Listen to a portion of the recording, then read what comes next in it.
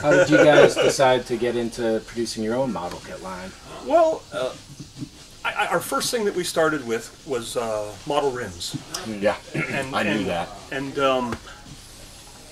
being that we were a large car model shop, we were constantly getting asked for rims that weren't made.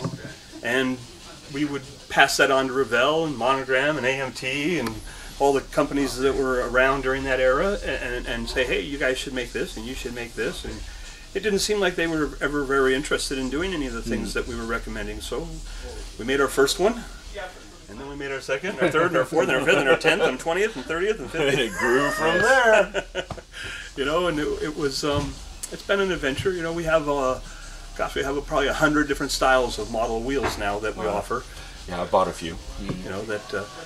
There's obscure stuff that a few people want, and there's popular stuff that a lot of people want. A lot of my viewership is on the sci-fi models, so to see the line that you guys have done there with the War of the Worlds and all those 1950s movies, as well as the fictional, Apollo 27. Yes. And we plan on continuing some of the made-up rocket ships. The cool stuff. That's just something that looks cool versus like whether it was 9. real or not. It looks cool. Like the Mercury 9. Yeah, like the Randy Cooper thing is. That has people think it's from Space Odyssey 2000, so it has a look. It has a feel to it. Also has a machining Krieger look. Okay. Yeah, I'm not familiar with that. Oh, you got some of the kits on the shelf over there. Like I told you before, my side of the store is the other side. Larry's side is this side. He's our model guy, and you can ask him about anything. I've been holding off on the questions about this stuff in this case for him. Okay. Larry's actually not here, but Scott Willis is one of our product designers, and he's here, and he will know. He's designed 80% of the stuff that you see here, so he's a very good guy to talk to about it if you want to have real answers. That'll work. But the questions I have left are all about this case. All right. Oh man, I wasn't dressed for any interviews or anything. Hey, I'm wearing a Star Wars t-shirt. So. How you doing? Not too bad. My name's John Forsyth. Nice to meet you. Scott Willis. Scott, these guys are, he's out of Venice and he's out of Texas, and they're YouTube guys. They have a YouTube model channel. Oh, well, welcome to California. This is our crazy state. And they were just, they were wanting to be educated about our store, and then they were asking me about our model line, and I just thought maybe it'd be easier for you to maybe give them some of the questions they have on some of our product line that I might not be the expert on. Yeah, sure. I mean, if I can help, no problem. Okay. You want to come on into the camera? I got Just so you can get out of it. Trying to hide out of that. If we stand on our toes. They might ask you some questions. Right, yeah, should I lean down? There we go. Bring up a stool. Okay, first question I have is licensing. How difficult is it to get a license? Licensing is hard.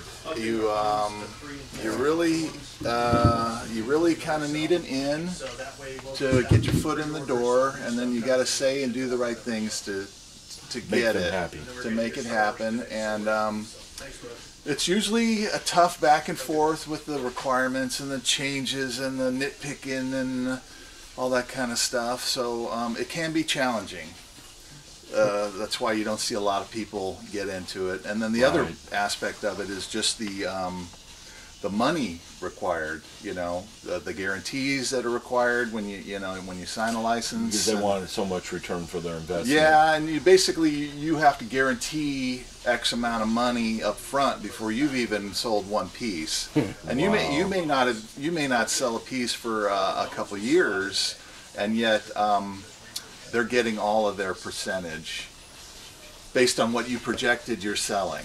Wow. So it's a big investment. You pretty much want to be sure you have an A or B property to minimize your risk in potentially not having a great selling piece. I can see that. So there's a little bit of risk involved in that aspect of it. So things like the dinosaur models back here should be less of a risk, right? way less of a risk. There's no licensing fee. I mean, there's no family, the Rex family. We don't have to send anything to the Rex family. But and it's kind of a general subject matter, along with like we do some general like UFOs and rocket kits. Right. And, I've built some of the rocket kits. Oh, okay.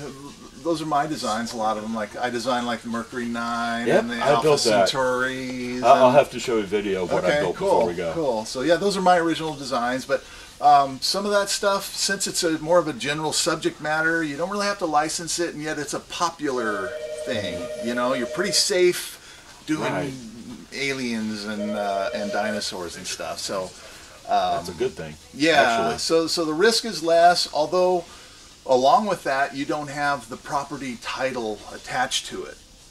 So, you know, that's where they get their money, is allowing you to use their name on your product.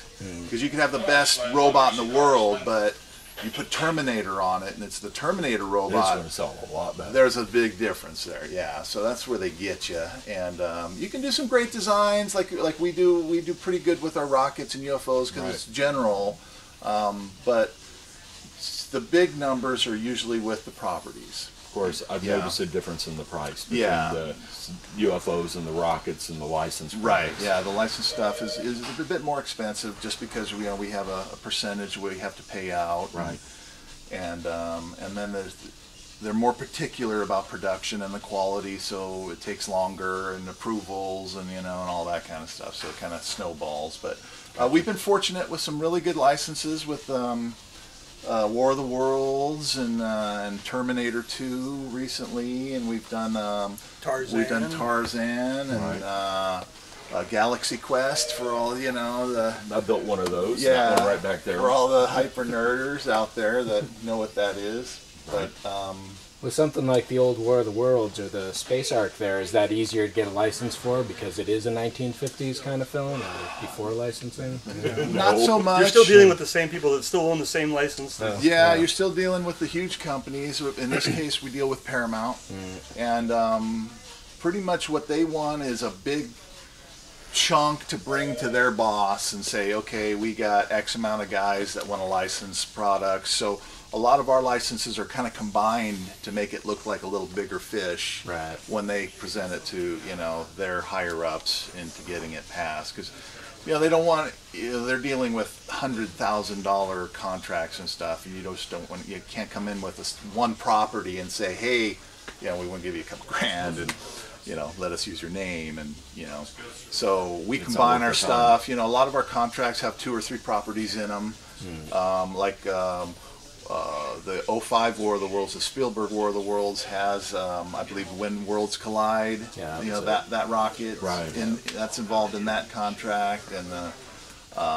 like the War of the Worlds figures are in their own that they're their own contract, and then we have like the Relic and Dragon Slayer and some of the monsters. They're kind of packed into theirs, and that makes some sense.